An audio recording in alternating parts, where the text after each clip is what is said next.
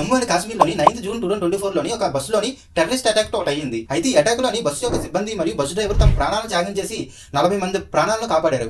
అయితే ఆ రోజు ఏం జరిగిందంటే జమ్మూ అండ్ కాశ్మీర్లోని మాతా వైష్ణవి దేవి టెంపుల్ కి బస్సు అనేది బయలుదేరి వెళ్తున్న మధ్యదారిలోని ఒక టెర్రరిస్ట్ అన్నాడు ఆ బస్సులోకి ఎక్కిన తర్వాత అందులో ఉన్న ప్రయాణికులను మరియు బస్సు డ్రైవర్ కిందకి దిగమని చెప్పాడు. అది విన్న బస్సు డ్రైవర్, అతని పేరు వచ్చేసరికి విజయ్ కుమార్, అతని వయసు 41 సంవత్సరాలు ఉంటుంది. అతనికి ఏమైనా అర్థమైందంటే బస్సులో ఎక్కింది టెర్రరిస్ట్ అని అర్థమైంది. దాంతో బస్సు ఆపాల్సిన టైంలో ఆపకుండా ముందుకు పోనించాడు. దాంతో టెర్రరిస్టు అతన్ని షూట్ చేశాడు. అయితే కాల్చివేసిన తర్వాత కూడా బస్సును ఆపకుండా ఇంకొంచెం ముందుకు సాగించాడు. దాంతో టెర్రరిస్టు అతని తలపై కాల్చివేశాడు. అయితే విజయ్ కుమార్ కింద పడిన తర్వాత బస్సు అనేది అదుపు తప్పుతుండగా బస్సు కండక్టర్ అయిన అంటు కుమార్, అతని వయసు 19 సంవత్సరాలు ఉంటుంది.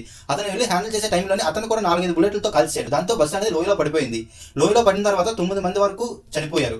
అయితే ఆ బస్సులో ఉన్న ప్రయాణికులు ఏమంటున్నారంటే విజయ్ కుమార్ మరియు అరుణ్ ఈ సిచ్యువేషన్ ని ధైర్యంగా హ్యాండిల్ చేసి బస్సు ముందుకు పోనించకపోతే పక్కాగా అందులో ఉన్న మొత్తం మంది చనిపోయి ఉండేవారని చెప్తున్నారు. అయితే విజయ్ కుమార్ అండ్ అరుణ్ కి ఒక సెల్యూట్ చేసుకుందాం.